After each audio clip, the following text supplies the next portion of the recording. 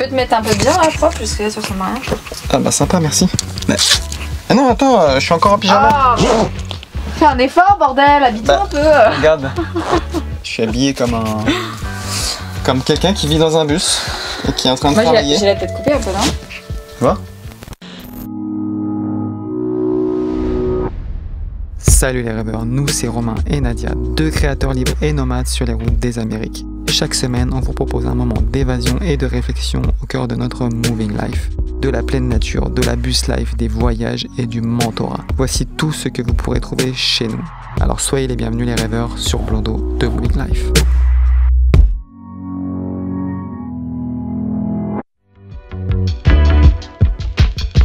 Salut les rêveurs, alors voilà, une autre journée commence ici sur le chantier de notre autobus scolaire. Il est présentement 6h40, je suis un peu fatigué, mais voilà, les jours avancent vite, mais on reste confiant, de toute façon on sait qu'on est là où on doit être. Donc voilà, petite parenthèse mise à part, aujourd'hui mon objectif du jour ça va être de terminer la porte du bus qui est juste derrière moi. Et si vous ne savez pas de quoi je parle, encore une fois c'est parce que vous n'êtes pas abonné à notre compte Instagram, et ça vraiment c'est un problème qu'il faut régler absolument maintenant. Donc allez dans la description, vous cliquez sur le lien que vous trouverez tout de suite dans la description, vous vous abonnez à notre compte Instagram et en même temps vous vous abonnez à la chaîne si c'est pas encore déjà fait. On me dit en régie qu'il faut partager aussi la vidéo parce que c'est ce qui nous aide en fait à nous faire connaître, donc n'hésitez pas les rêveurs, merci beaucoup. On vous avait donc promis sur Instagram aussi, je crois pas, non le message est passé, de vous faire une vidéo dans laquelle on vous dévoilerait non pas une chose, non pas deux choses, mais bien trois choses que sont le nom du bus, le design intérieur du bus et le design extérieur. Avant de vous parler de tout ça avec Nadia dans le bus, je voudrais vous faire un petit récap en musique de tout ce qui s'est passé les 2 dernières semaines dans le bus au niveau des travaux pour que vous puissiez savoir où on en est à peu près.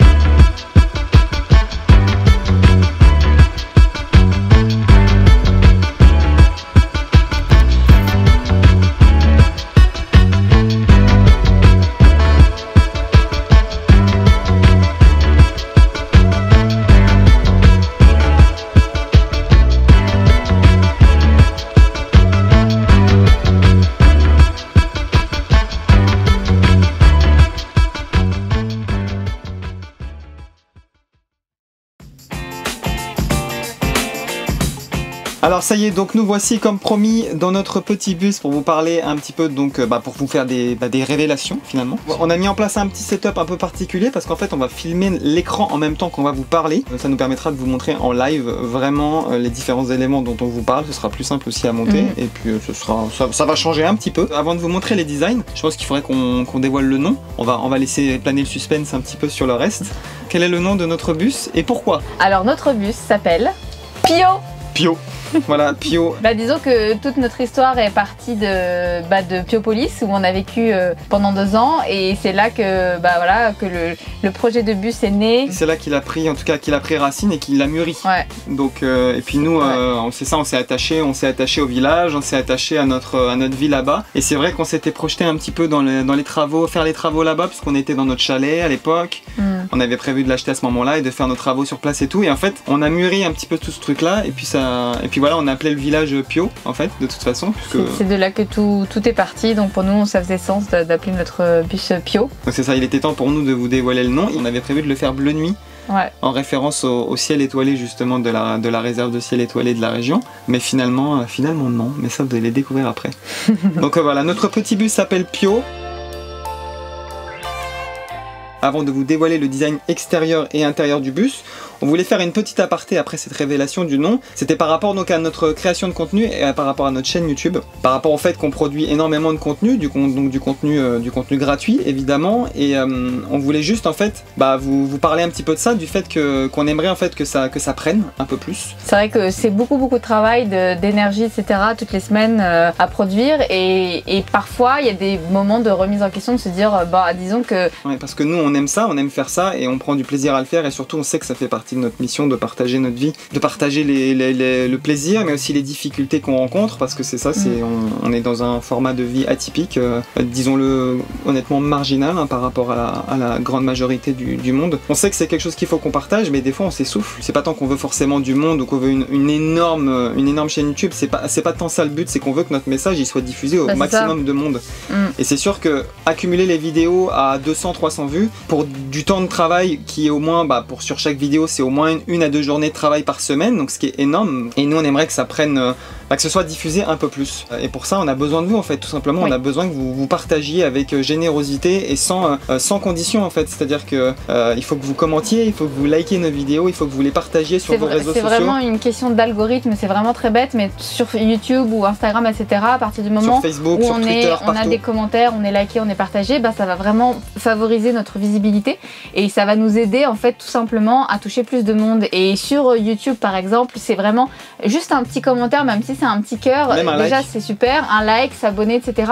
Et ensuite sur Instagram pareil, quand on fait des publications, si c'est possible de partager les publications en story ou de liker. Quand on aime un compte, il faut vraiment liker le contenu pour déjà que le contenu soit visible au quotidien et d'avoir accès à toutes les stories, etc. Parce qu'il y a des algorithmes qui font que parfois en fait le compte disparaît de la circulation. C'est très très bizarre, mais en gros c'est un peu la loi des réseaux sociaux et de tous ces outils de communication. On a vraiment besoin que la communauté soit présente, like, fasse des commentaires tout le temps en fait. C'est ça qui va nous permettre d'avoir plus de visibilité et de toucher un maximum de monde. C'est ça, et encore une fois c'est pas une histoire d'ego. Nous dans le fond on s'en fout d'avoir du monde qui nous suit. Ce qui est important c'est que les gens aient accès en fait à notre message et à nos informations. Puisque vous qui nous suivez assidûment, vous voyez très bien qu'on est dans un format de vie qui peut donner envie à plein de gens et qui peut donner envie du monde de se remettre en question et de se poser des questions, surtout par rapport à la situation actuelle. C'est important, je pense, de se marginaliser un petit peu de ce qui se fait dans le monde, un peu dans cette réalité-là, un petit peu, on va le dire, agressive et très anxiogène. Il faut s'émanciper de tout ça et je pense qu'on peut aider des gens en fait à le faire. Donc c'est aussi pour ça qu'on veut vraiment que vous partagiez notre contenu parce qu'on veut que le monde ouvre les yeux, on veut que le monde s'éveille, on veut que le monde s'émancipe de la société telle qu'elle est aujourd'hui pour qu'on puisse en créer une tous ensemble, une nouvelle, et qu'on arrête de subir en fait ce qu'on nous impose aujourd'hui. Donc c'est ça. On veut juste montrer qu'il y a d'autres voies possibles, qu'il y a plein d'alternatives possibles et c'est un peu notre message. Donc si vous pouvez nous aider à partager un maximum, vraiment ça nous aidera beaucoup à toucher plus de monde et ça nous motivera à continuer de produire du contenu et avec autant de passion et de motivation. Voilà.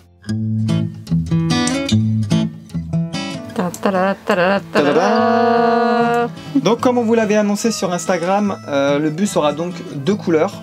Le tout sur une base de vert bleu en fait, de bleu vert. C'est vraiment bleu vert clair et bleu vert foncé. C'est ça, c'est tout simplement notre charte graphique. Donc il suffisait tout simplement de voir tout ce qu'on fait partout pour découvrir la couleur du bus. En fait, ce qu'on veut, c'est dans ce véhicule-là, c'est lui donner une allure de maison. On veut pas qu'il ait une allure de véhicule aménagé. Donc en fait, c'est un peu ça l'idée. Pourquoi on reproduit une porte au-delà du fait qu'elle est pourrie et qu'elle est pas isolée pantoute là, c'est qu'on veut aussi lui redonner une allure de maison. C'est un véhicule aménagé, mais même à l'intérieur, l'idée c'est d'oublier le véhicule en lui-même. Même si le design du bus en lui-même, c'est-à-dire le look du bus scolaire américain nous plaît beaucoup, on veut qu'il s'efface un petit peu derrière ça. C'est pour ça qu'on a donc travaillé cette couleur un peu en partie basse ici, qui fait un vraiment sous-bassement, et puis de souligner la porte comme ça et le contour des fenêtres pour vraiment rappeler justement cette esthétique un petit peu nord-américaine des maisons en bois.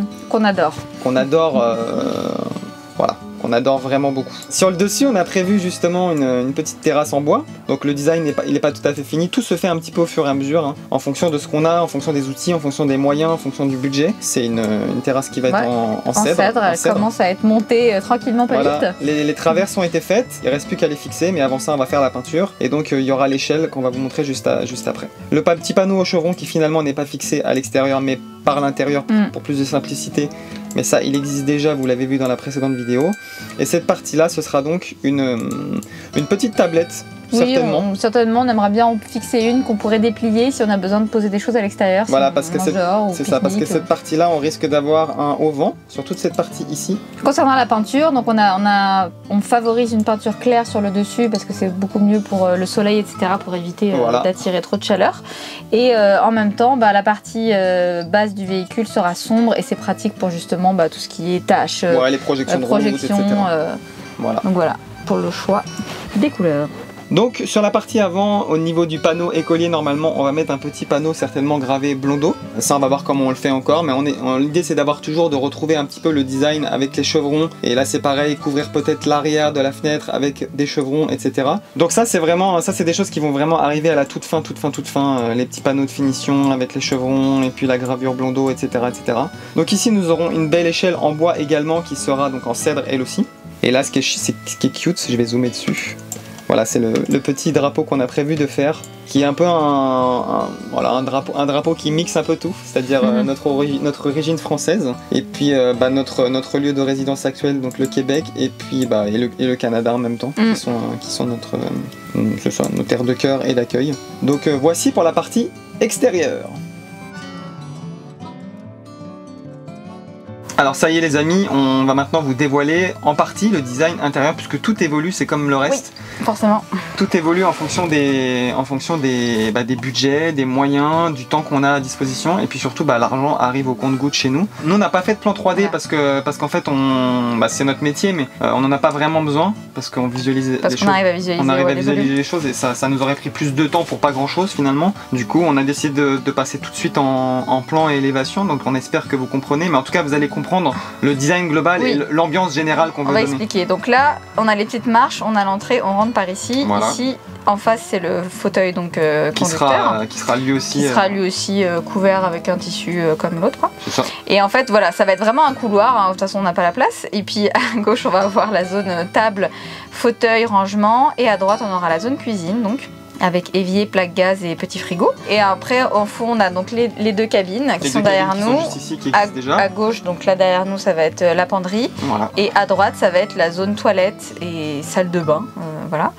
Et au fond, du coup, on a le lit. Salle de bain, on s'entend. Il n'y aura pas de, il n'y a pas d'eau. Salle de toilette pour faire sa toilette de chat. Salle de toilette de chat. Ça va être avec toilette sèche et puis. Il faudra remplir une petite bassine ici si on veut pouvoir se faire la toilette de chat de l'autre bord. Donc là, pour le plan, on est OK, on a compris. Ouais. Donc là, je remonte sur avec la chambre dans le fond, l'élévation de ce mur-là. Donc ici, on va avoir un meuble à l'entrée dans lequel on va positionner les batteries, tout ce qui est un peu électrique qui sera relié au toit au niveau des panneaux solaires. Ouais. Donc on va faire passer ici par une gouttière tous les câbles et par-dessus, on aura donc le plateau de table. On aimerait bien faire une table qui puisse se déplier et s'étendre totalement sur toute la longueur en rebaissant du coup le fauteuil ici où on peut le plier. Donc on est en train de voir pour faire ça. Et donc on aura le fauteuil, un petit tabouret, des rangements en bas du fauteuil, on aura deux petits tiroirs. Et au-dessus, on a peut-être opté pour des rangements avec des portes coulissantes. Ouais. On va voir si ça peut le faire. C'est plus simple, ouais. Donc on va tester ça. Ensuite on a donc la penderie avec des tiroirs et puis la tringle en hauteur pour suspendre des vêtements qui sera donc fermée comme on a vu avec le petit motif en bois que Romain a fait, donc ça va fermer cet espace. Et ensuite dans le fond donc on a la zone lit et puis au niveau des pieds on aura des rangements supérieurs dont la petite maison de Léon. Oui, la petite maison de Léon parce qu'on a décidé quand même qu'on voulait lui faire un espace à lui vraiment. Et on sait que les chats ils aiment se percher en hauteur pour dominer. Et se planquer. Se planquer, et puis surtout pour dominer, c'est important pour eux d'avoir le contrôle en fait, sur leur environnement. Donc le fait qu'ils soient en hauteur c'est bien et on va juste lui faire une petite tablette pour qu'il puisse y avoir accès.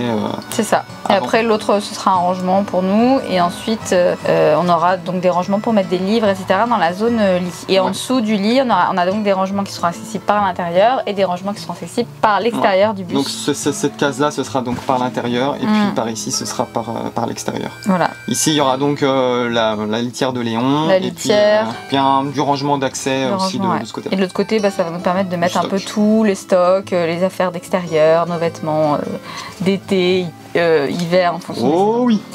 Voilà. Donc là, on est donc sur l'autre côté du véhicule. Celui-ci. Ici, donc la zone de vide, c'est là où il y a le fauteuil conducteur, on s'est compris. Derrière, il va y avoir une séparation avec un meuble ici tout à hauteur qu'on aimerait faire pour ranger tout ce qui est bocaux, conserves, voilà, les stocks de nourriture sec. Donc on a cette cloison de séparation qui vient faire vraiment structure pour venir fixer les meubles de cuisine.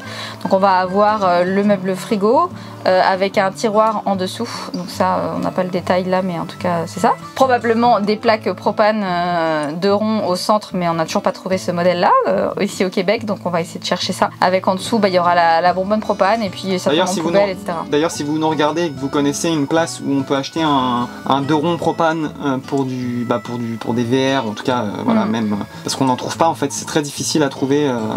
Ici, c'est les grands formats, forcément c'est toujours des 3, 4 ronds, des trucs assez gros et on n'a pas de place. Donc voilà, puis après on aura donc évier avec de l'eau, enfin des jerrycans d'eau, voilà. Jerrycan avec une pompe à eau. On va pas faire de grosses réserves d'eau. On stockera de l'eau à l'arrière en fait dans d'autres jerrycans. Il suffira juste d'inverser les jerrycans. Et dans l'absolu, à terme, l'idée ce sera de faire un réservoir d'eau grise sous le bus, ce qui nous permettra d'avoir. C'est ce qu'on aimerait bien mettre en place, faire un trou, faire passer les eaux grises en dessous, comme ça au moins ça nous fait gagner de la place. Mais ça, ce sera sûrement dans un second temps. Donc là, en gros, on aura donc la zone toilette. Donc il y aura à la partie avant une toilette sèche avec de la cire de bois pour faire notre petite zone. Et à l'arrière, on aura donc juste un petit placard de rangement pour mettre tout ce qui est serviettes, produits de toilette, etc.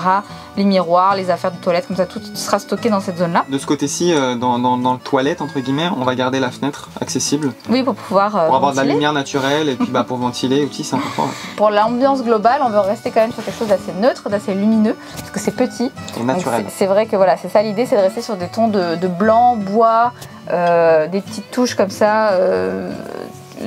Voilà, soit du rose, soit un peu terracotta, des touches pastel, un peu naturelles. Bon, pour la finition en tout cas des murs, là à l'heure actuelle, comme vous voyez, on a un plaquage.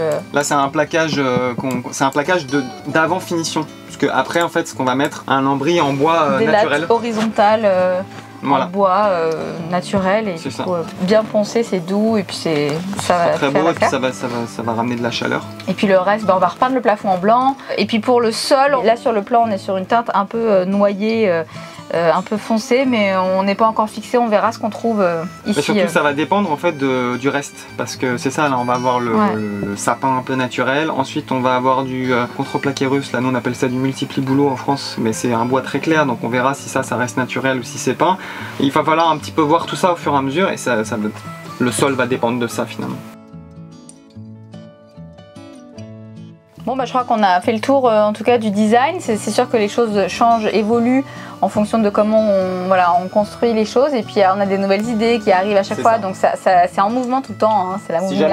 Exactement. Si jamais vous avez des questions, en plus, n'hésitez pas à nous les poser en commentaire parce qu'on sait que voilà, c'est pas forcément évident de comprendre des plans ou des élévations. Encore une fois, n'hésitez pas à partager cette vidéo, à la liker évidemment, à laisser un commentaire, même si c'est juste un petit cœur pour nous dire que vous êtes là. Nous dire que vous nous aimez. Non, ou une petite étoile, voilà, n'hésitez pas à interagir avec nous, c'est plus que nous faire plaisir, c'est vital en fait pour la chaîne YouTube et pour la progression de Blondo et pour son évolution, parce que le but nous c'est à terme c'est d'en vivre en fait de Blondo sous toutes ses formes, que ce soit la création de contenu, le mentorat bientôt, tout ce qui est lié à la nourriture et à Birdie Miam Miam, tout ça c'est vital pour nous. Et c'est la meilleure façon pour vous de nous aider en fait, juste en faisant ça, en likant, en mettant des petits cœurs, en commentant, en partageant. Vous pouvez aller encore plus loin en nous laissant un don sur Tipeee évidemment, le lien est dans la description. Merci d'ailleurs à toutes les personnes qui participent et qui nous aident grandement, c'est vraiment toujours, en fait, et si vous n'avez pas d'argent à nous donner, voilà, likez, partagez et commentez, c'est déjà énorme. Voilà. Donc je pense qu'on va clôturer cette vidéo pour cette fois-ci. La semaine prochaine, on ne sait pas encore ce qu'on va vous partager comme vidéo. Moi j'avais peut-être dans l'idée de vous partager une vidéo sur la porte en fait, qui sera posée d'ici là. Donc n'hésitez pas à nous dire en commentaire si ça peut vous intéresser de voir tout le cheminement en fait qu'il faut faire pour fabriquer cette fameuse porte que vous avez vue sur le design. J'ai bien tripé et je pense que ça devrait être cool. Donc n'hésitez pas à nous dire si ça peut vous intéresser. Et puis d'ici là, passez une belle semaine. Et on se retrouve sur les réseaux sociaux, sur Instagram, sur Facebook. À bientôt. Ciao. Bye bye.